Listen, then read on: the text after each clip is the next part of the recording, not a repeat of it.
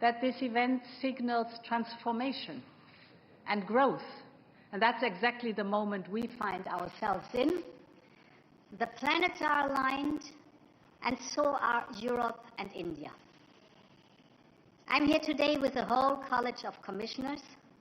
Indeed, it is our first visit outside Europe since we took office in December. And this shows how much we value our partnership. We want to take it to new heights. India is a like-minded friend. We are the two largest democracies in the world. And under your leadership, Prime Minister, it has been thriving. We are bound by shared convictions and values. From resilient supply chains, we are shared interest to a free and open Indo-Pacific. We're working together. And today's exchange will set the path for the future of our relationship. We have to agree to work on a new strategic agenda. And I see three main avenues. First, we will work together on economic growth. The potential is immense. Europe is already India's biggest trading partner. Last year alone, we exchanged 120 billion worth of goods. And over the past 2 decades, our trade has tripled. All this is proof that our businesses and people want to work together. And one of the best examples of this partnership is the new Federation of European Businesses in India. It brings together 6,000 EU companies, which have created 8 million direct and indirect jobs in this economy.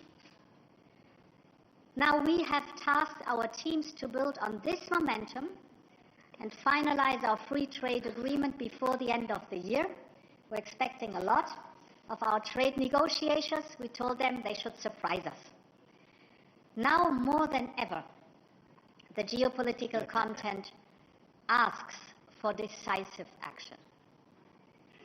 At the same time, we must take our Trade and Technology Council to the next level and connect research, innovation and market uptake.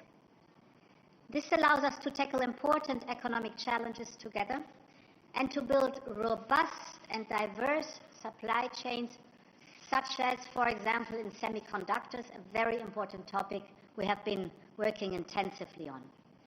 Because we know that economic security and growth go hand in hand. And by sourcing the products we need from partners we trust, we avoid harmful dependencies. And of course, we build stronger economies. The second avenue we should explore is a common tech agenda. On the clean tech, together we champion the International Solar Alliance. We agreed to launch a joint task force for green hydrogen. But today I want to focus on digital technologies where you excel. We are both powerhouses of innovation and entrepreneurship, the kind that only democracies can nurture. We share the belief that technologies should serve the people and not the other way around. And here, artificial intelligence is a perfect example. It is advancing at a scale and speed never seen before.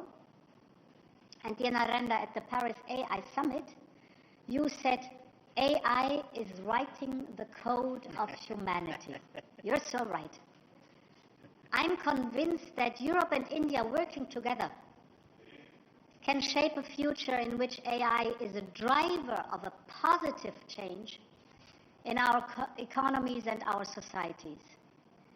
In Paris, we have both highlighted the advantages of a cooperative model for AI development, where the innovators have access to quality data and computing resources.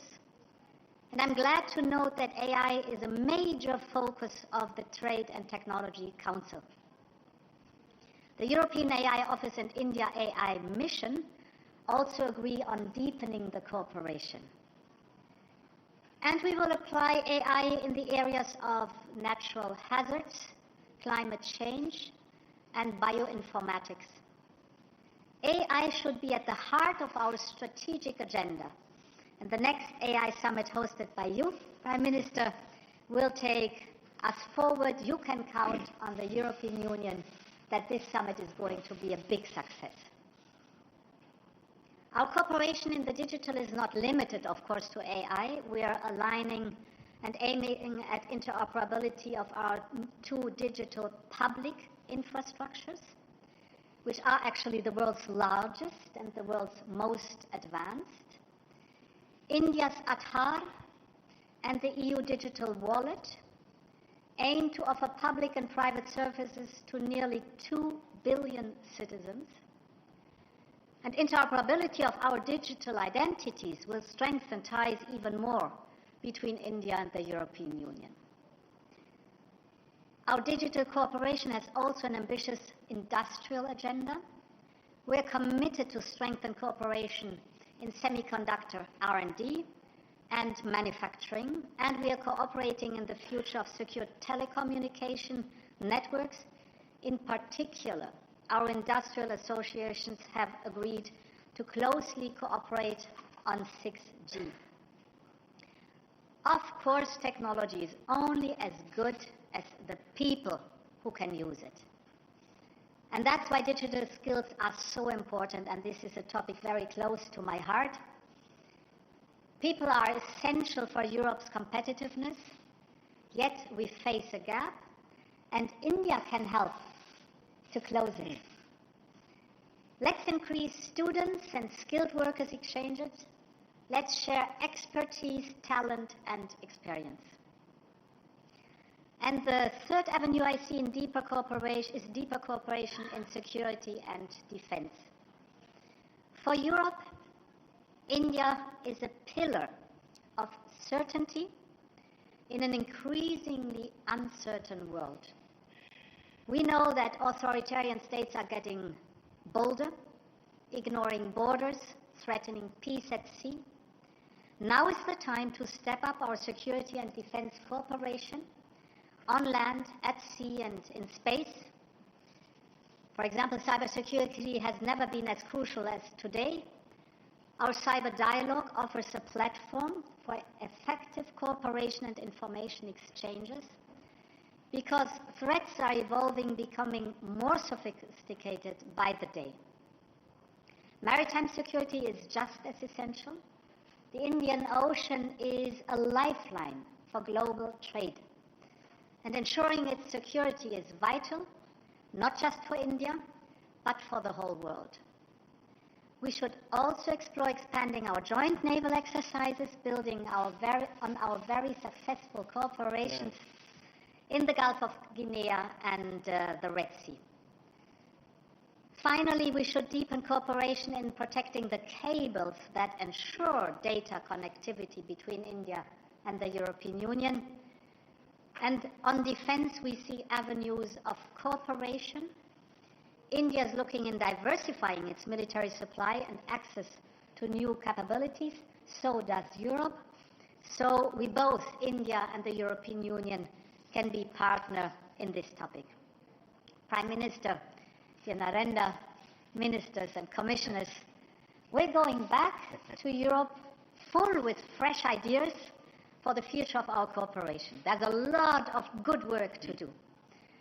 And for the summit later this year, India and the European Union together are greater than the sum of our parts. Together we are a powerful and we are positive signal to the world. The planets are aligned, so are Europe and India. Thank you very much.